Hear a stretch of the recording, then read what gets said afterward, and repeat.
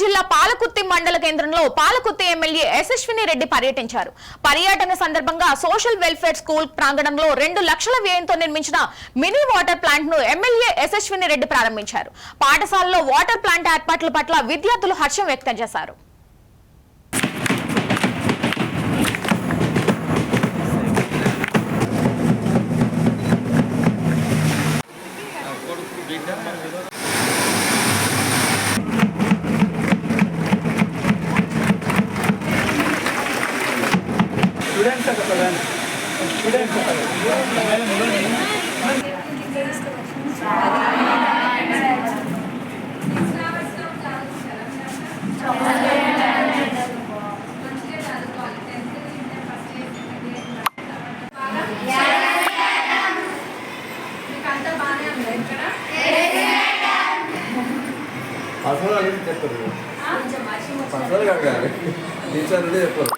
పర్సనల్గా మళ్ళీ ఒకసారి వచ్చి అడుగుతాను.